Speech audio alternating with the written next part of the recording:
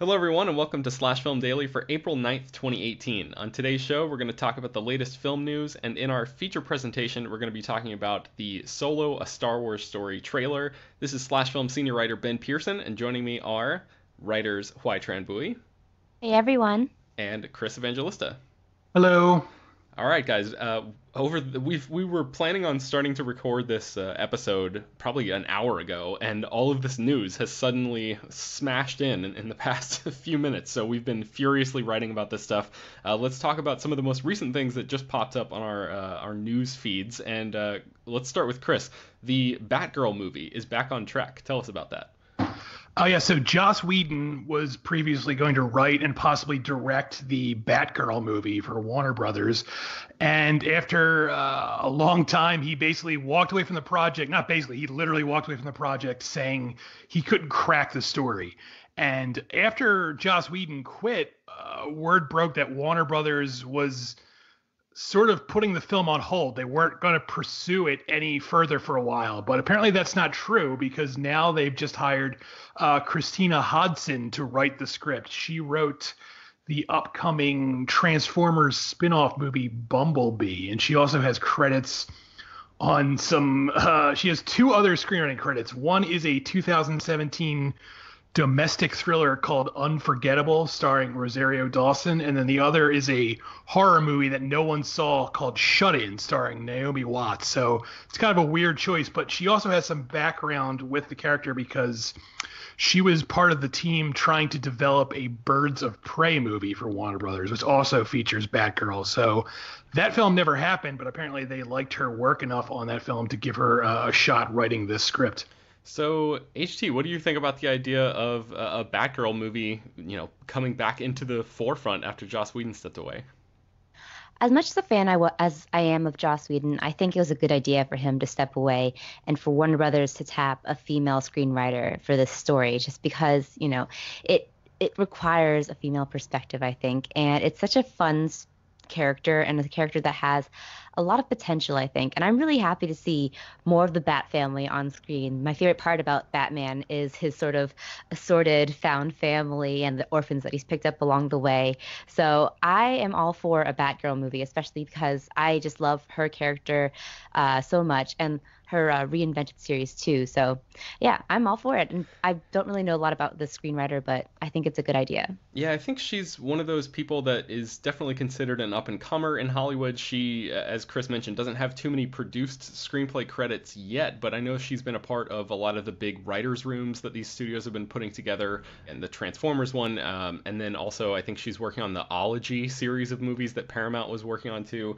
And then, the idea that she's already had some experience with this character in the form of a Birds of Prey movie, even though we haven't seen what that project is, I guess is heartening in some way. So I guess until we see Bumblebee, which is going to be her first really big sort of solo project that sort of shows off what she can do, because Unforgettable is such a different kind of thing. It's not even really remotely in the blockbuster sphere.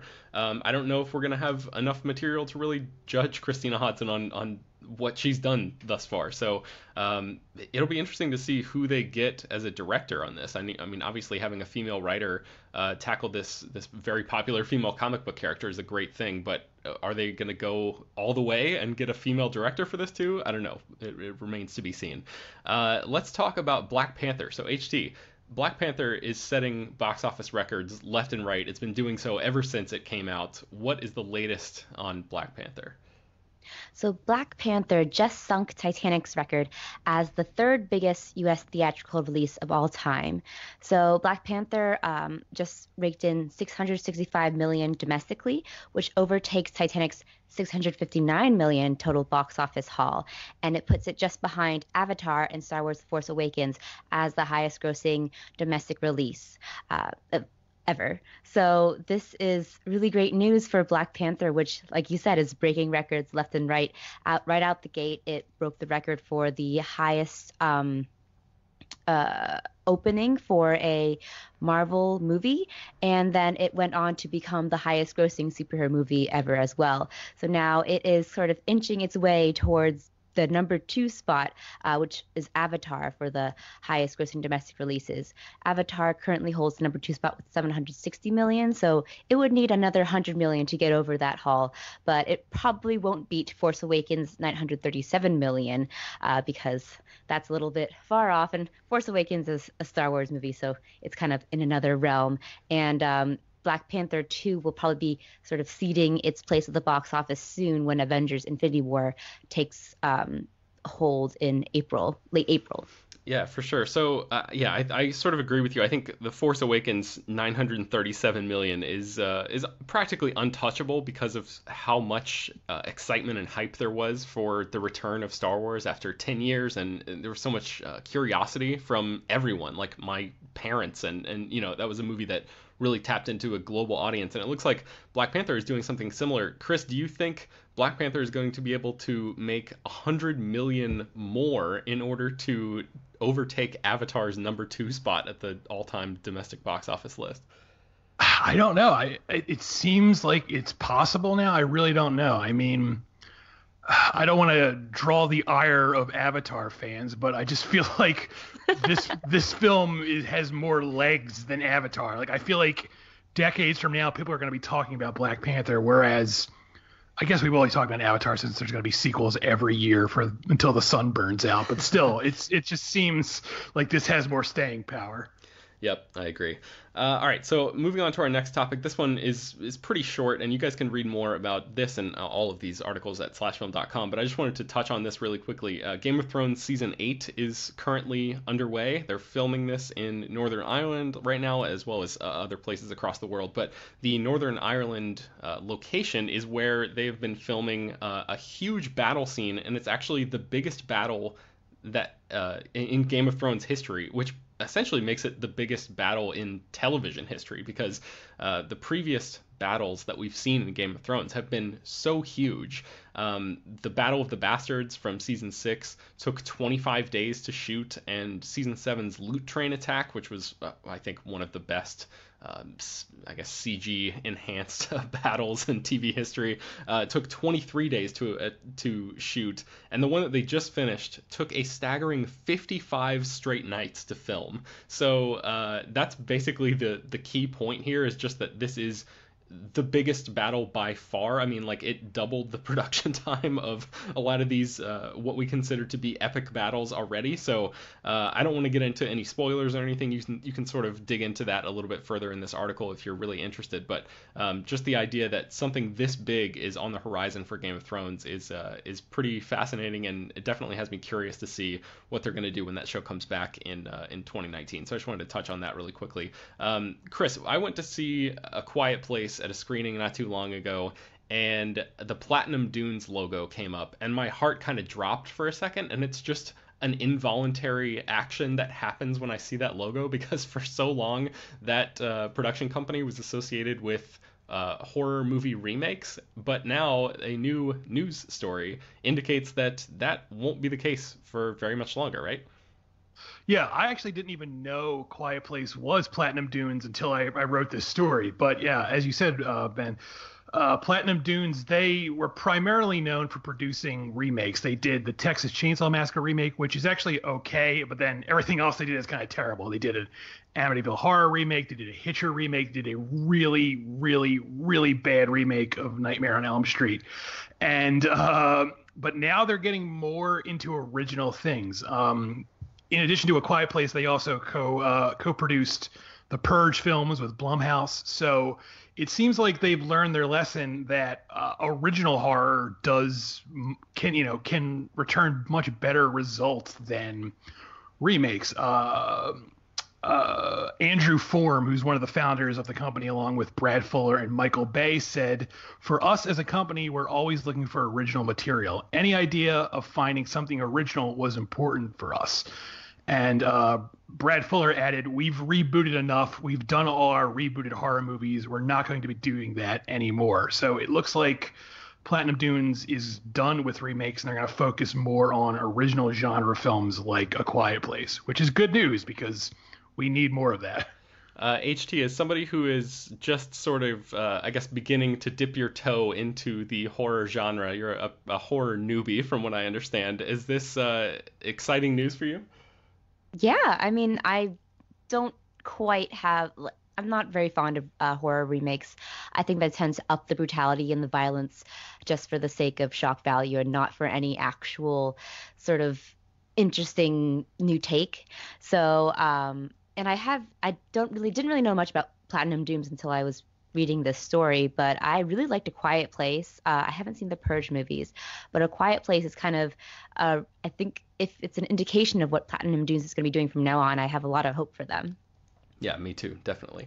All right, so let's move on to the next topic, and that is The Simpsons is embroiled in something of a controversy right now. I'm sure if you guys are on Twitter, the listeners out there, you probably already know about this, but HT, run it down for us anyway. I don't watch The Simpsons, so tell me, as somebody who doesn't watch the show and is not really super familiar with what's going on, explain to me what's going on with this most recent controversy.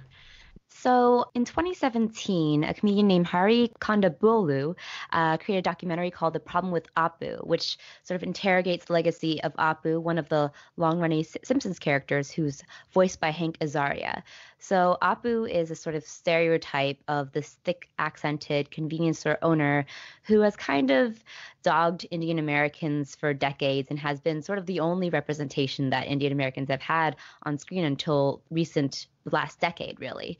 So this documentary made a real criticism about Apu and sort of to examine like why exactly he's a character that's still on The Simpsons, which is a show that has often sort of taken stereotypes and broken them down.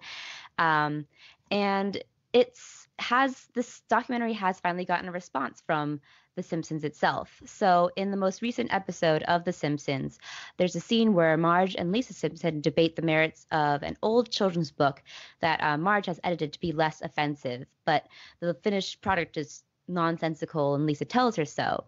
And so Marge says, well, what am I supposed to do? And then Lisa responds, turning to the camera essentially, it's hard to say.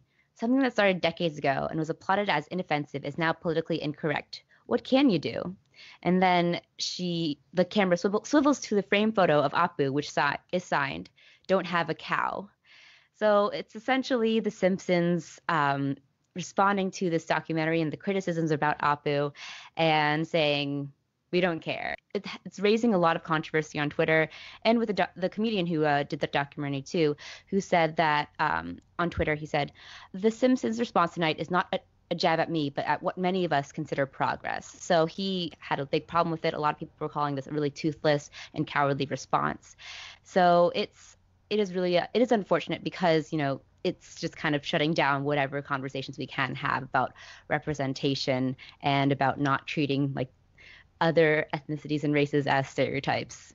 Yeah, the idea of them just basically shrugging their shoulders and saying like, "What do you want from us?"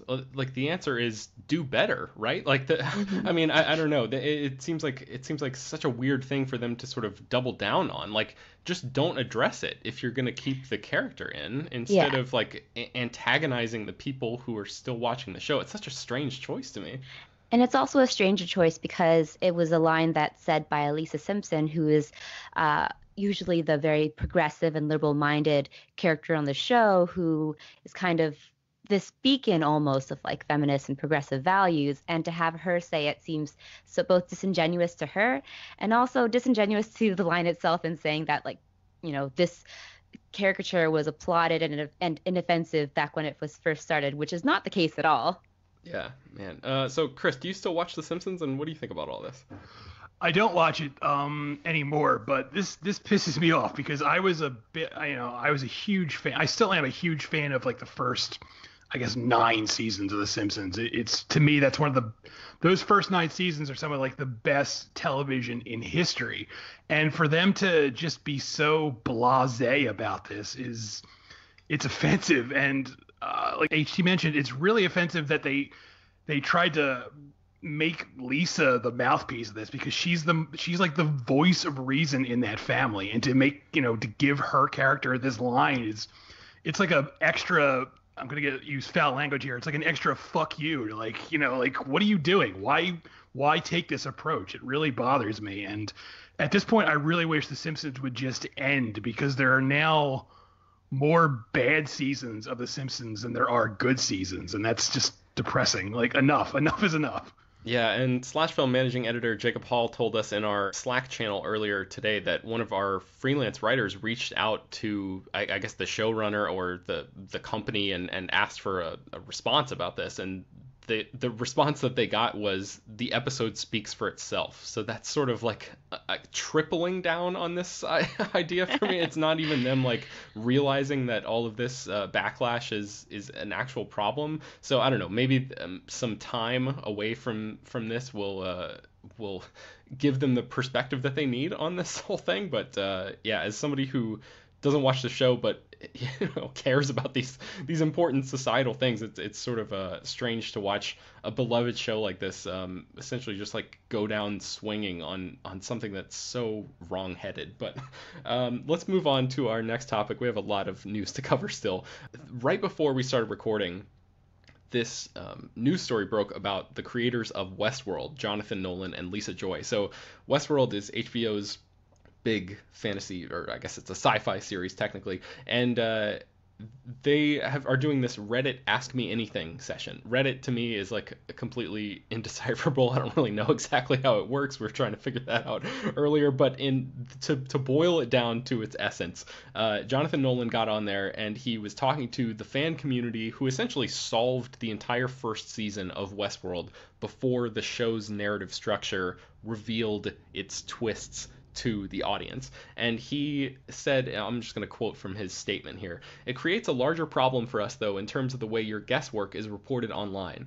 Theories can actually be spoilers, and the line between the two is confusing. It's something we've been thinking about since last season. The fans of Game of Thrones, for instance, rallied around and protected the secrets of the narrative in part because they already knew those secrets through season 5. So he's talking about the book readers essentially circling the wagons and not letting spoilers out about that show. So getting back to his quote, he said, "We thought about this long and hard and came to a difficult and potentially highly controversial decision. If you guys agree, we're going to post a video that lays out the plot and twists and turns of season 2, everything, the whole sordid thing up front.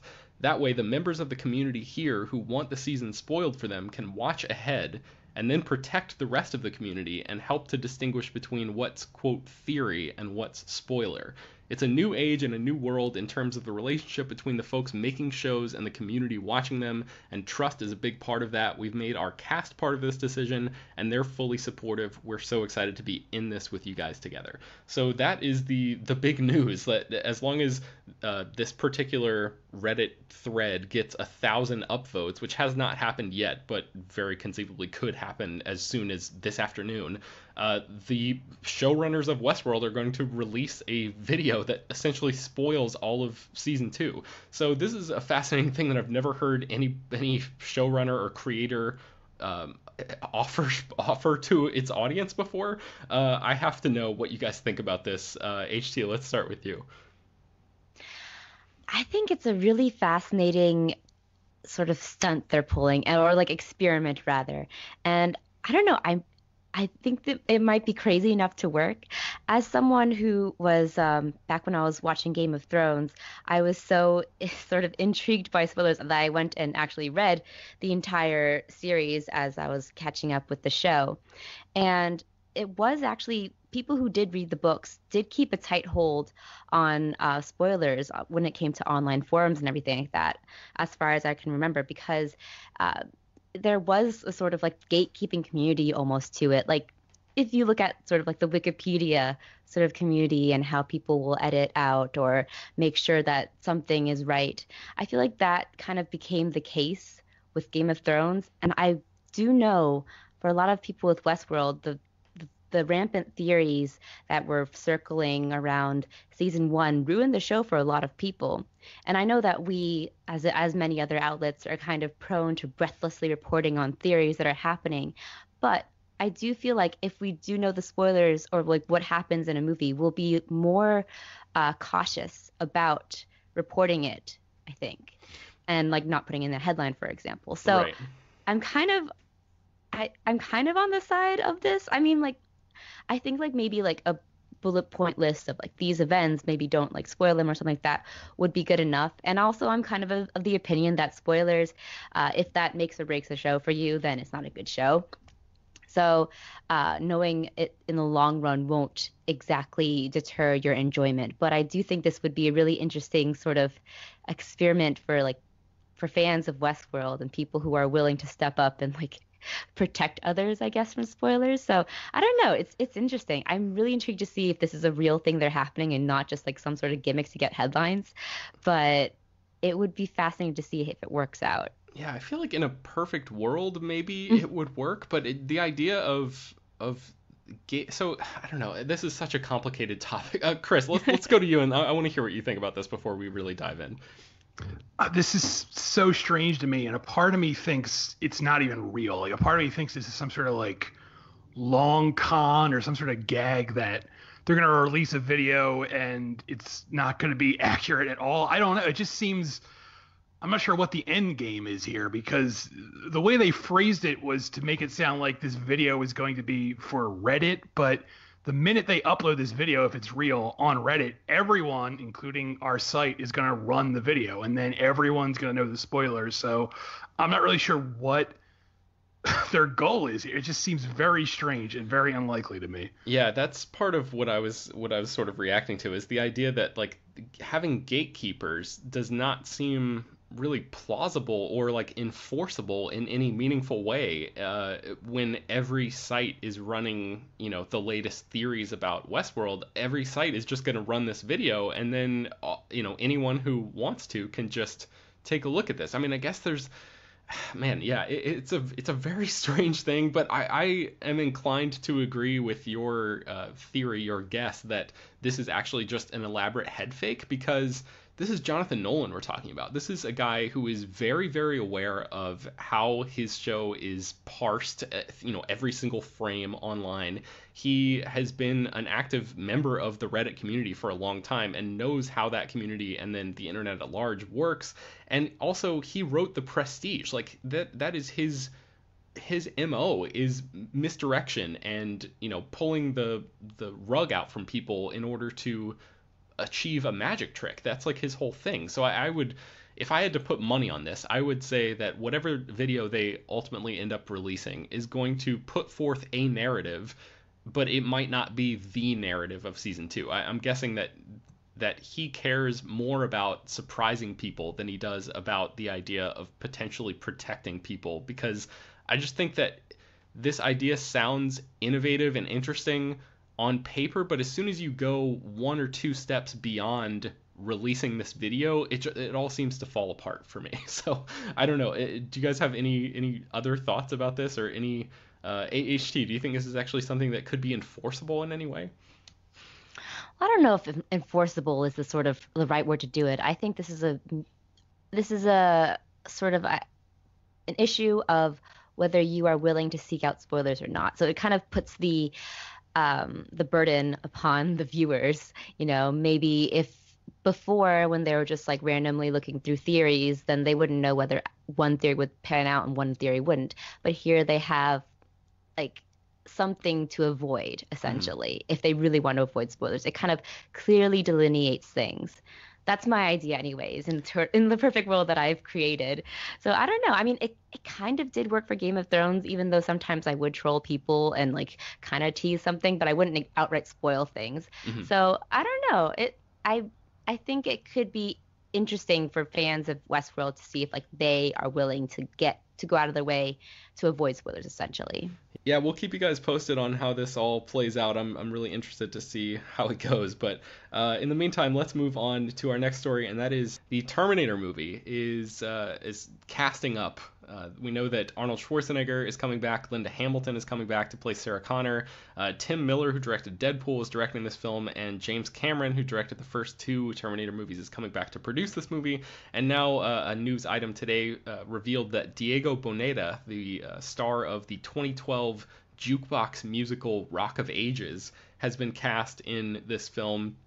I wrote an article about this on the site. You can go in and check that out if you want some theorizing on who this character might play. But I'm interested to know if you guys have seen Diego Boneta in anything. I believe he starred in Scream Queens as well. So did either of you see Rock of Ages or Scream Queens? And what do you think about him diving into the Terminator universe, Chris? No, I have no idea who this is. I've never seen Rock of Ages or Scream Queens. Chris, you haven't seen Rock of Ages? It's Tom Cruise singing, jukebox hair metal songs with his real voice. Here's a brief segue. I saw a brief clip from Rock of Ages where everyone's on a bus and they're singing Sister Christian, and it horrified me. Just the way it was shot. And the way they're singing, it was really bad. So I never saw the whole movie. What about you, HT? I have caught little glimpses of Rock of Ages on cable, and I watched the first episode of Scream Queens. I don't remember Diego Boneta at all. He doesn't. I feel like his face is vaguely familiar in the way that a lot of he's Mexican American, but a lot of the beautiful sort of CW model protagonists or actors sort of look. So I don't know. I have no sort of feeling towards him. Yeah, he's not exactly an imposing figure, so it'll be interesting to see who he plays in the Terminator world. Let's move on to one of our last news stories, and that is I'll Be Gone in the Dark is going to become a new HBO documentary series. Chris, tell us about this. Oh yeah, so Michelle McNamara, who was the wife of Patton Oswalt, she ran a true crime website, and she spent years researching a serial killer known as the Golden State Killer.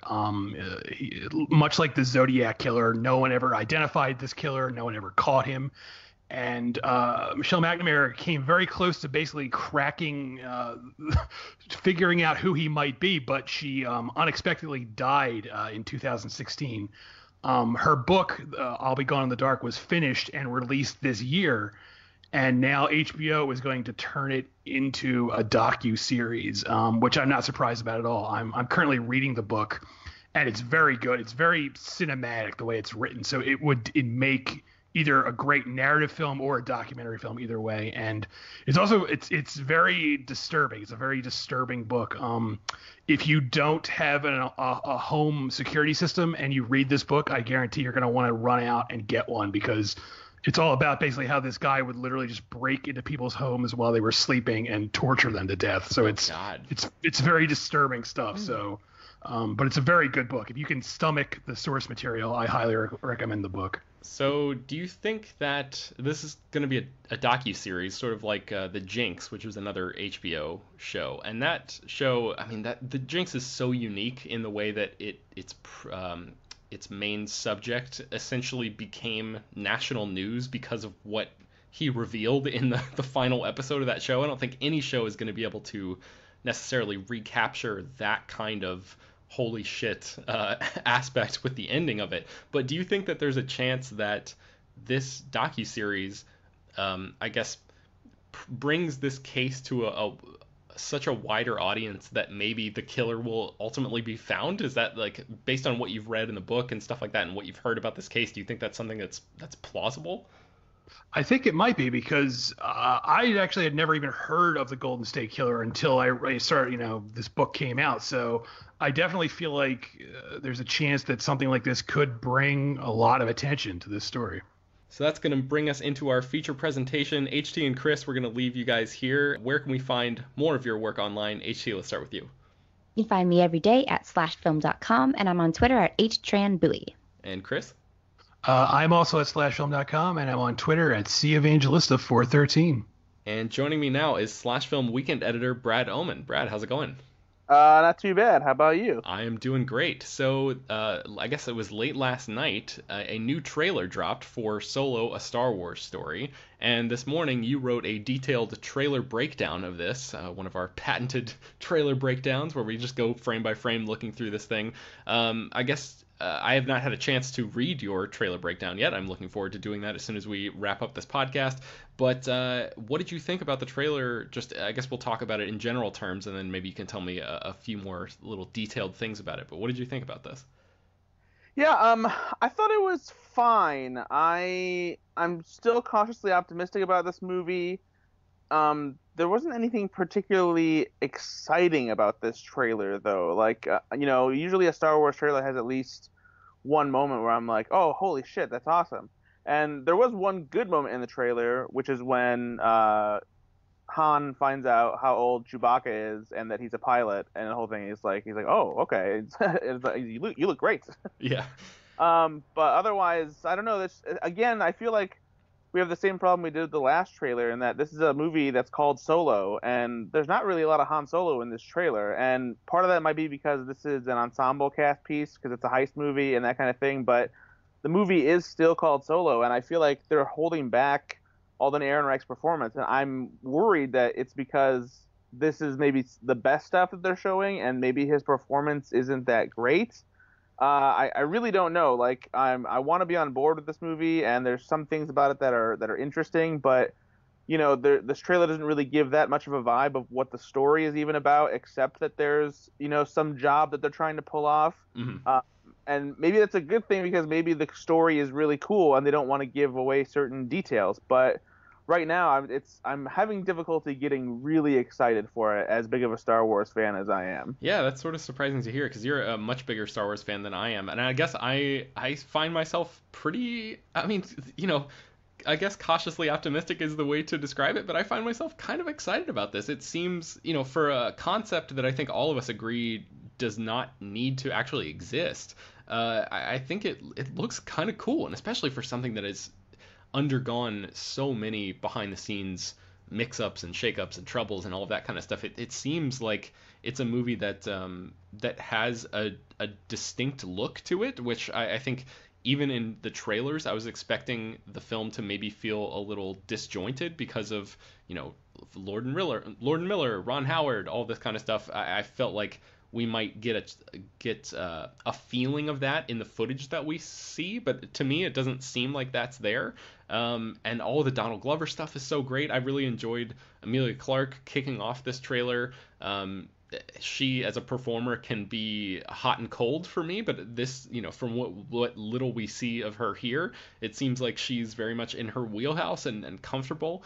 So I'm kind of excited about what I'm seeing here. What did you think about Paul Bettany? I think this was this our first look at his character? This is our first look at him as in full, makeup and effects and whatnot, because there was a couple pictures that emerged from the set, but we didn't see him with all those facial marks that he had. Yeah, what do you think those are? Those scars, or is that like, is he playing an alien character? What do we know about him? Yeah, I mean, we don't really know a lot about him. We know that he's a gangster by the name of Dryden Voss, and apparently he's the one character in the story that is ingrained the deepest in the criminal underworld of Star Wars. But otherwise, we don't really know much about him as far as whether he's an alien or if he's a human with scars or has face paint or anything like that. Those details aren't clear yet, so his character is kind of a mystery. But we do get to see him using some cool new weapons in this trailer, which are like these brass knuckles that have these like energized blades coming out on each side of them. And it looks like he has two of them. And one of them, he's like, you can't see who he's attacking, but he goes to attack somebody, and it cuts through like what looks like a big, vase, or like a big pottery piece or something like that. Mm-hmm. So it looks like it has similar traits of maybe a lightsaber blade, but perhaps not quite as strong. But it's a cool new weapon for sure. So, what do you think about the vehicles and like the sense of travel in this trailer? I guess is a way to describe it. Because to me, it seems like this is one of our first, I guess, detailed looks at. Is it called a Conveyax? This cool looking train vehicle? Is that right? Yeah, that's what it's called. Yeah, so that, and then like just the maneuverability of the Millennium Falcon and some of the ships, and just the Star Wars of it all, the actual space flight and all of this kind of stuff. It seems like very kinetic and I don't know, just super fun to me. What did you make of all that?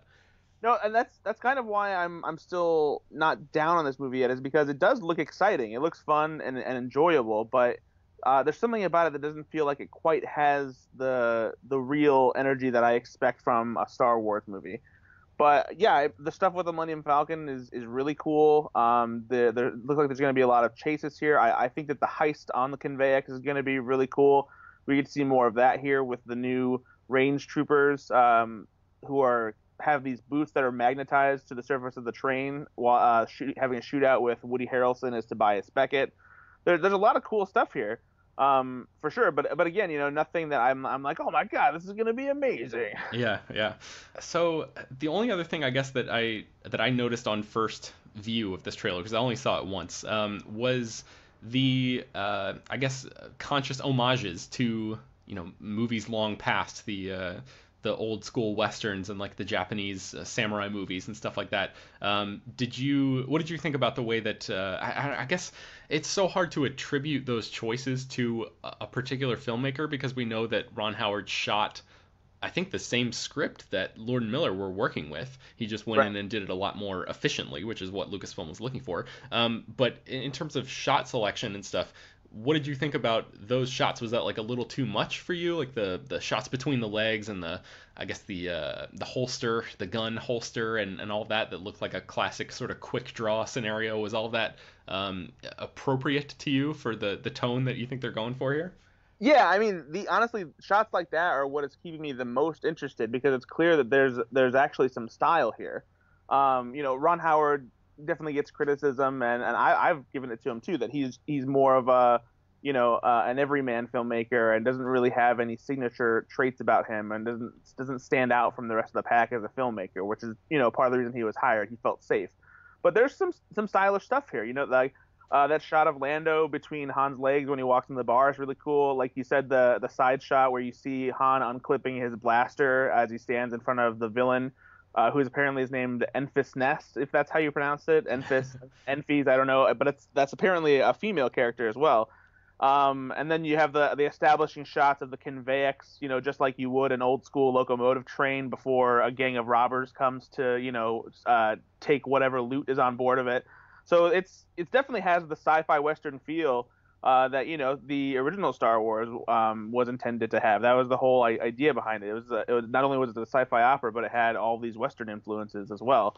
So it's cool to see that in a movie that does take place, a few years or so before Star Wars: A New Hope. So there's one moment when I think it's Woody Harrelson's character throws a blaster to Han. Do you think that's the origin of him? Do you think that's the first time he's gotten that weapon, or could you see going frame by frame through it that was like a different one than the one that he carried in A New Hope? No, it looks like that is the signature DL-44 blaster that Han Solo is known for having. So it looks like Beckett gives it to him. Whether that's the first time he's actually used a blaster like that remains to be seen. But that at the very least, that is the gun that he is tossing him. There are some other interesting tidbits in here too, like Chewbacca interacting with another Wookiee, seemingly maybe a female Wookiee, one that he's showing affection towards as he maybe heads off with Han because of the life debt that we know that he has to him for saving his life. There's some other stuff here, like possible Mandalorian hints. There's this establishing shot of Han and Kira and Chewie walking into this, it looks like kind of like a rundown, almost tribal kind of building, and there's a big animal skull with huge tusks swirling off of it that looks reminiscent of the Mandalorian symbol that Boba Fett has been known to don, as well as some of the characters from Star Wars Rebels. Mm-hmm. So I don't know if that's a hint maybe towards there being a larger part for Mandalorian as a civilization here, or if maybe there's a Boba Fett appearance in store. But yeah, there's some interesting details here for sure that they don't offer up, clear paths as to what we can expect from this movie, but interesting hints as to what we might see. Oh, and another cool thing is there is a quick shot when you see Kira and Han from the back walking through a bar. I think it's the same bar that Lando is at, and there's this big flash behind a cage in front of them. And I wasn't entirely sure what that was, but then today they released a bunch of pictures of the new toys that are coming out for Han Solo, and one of them is a 2-pack Funko Pop of droids that are called fighting droids. So it looks like one of the sports and hobbies in this kind of seedy underbelly of the Star Wars galaxy is watching droids duke it out in a cage match. Interesting. That's something we haven't seen in the Star Wars universe before. Yeah. I don't really think we've seen any sort of mano-a-mano conflicts like that, regardless of I was gonna say race, but I guess humanity. I don't think I don't think we've seen droids or humans or any creatures do anything like that. So that should be interesting. And we have no idea where, like, on what planet that bar is, do we? We don't know where that bar is. The only two planets that we like know for sure where things are happening is Han Solo's home planet is Corellia, and that seems to be where a lot of that action takes place, like with the industrial settings, with the speeder chases and the shipyard where you see a Star Destroyer being built in the sky. Mm-hmm. And then there's a new planet called Vandor, and that's where the heist on the Convex takes place. But otherwise, details on any other planets for sure, like where the settings are and that kind of thing, we don't really know.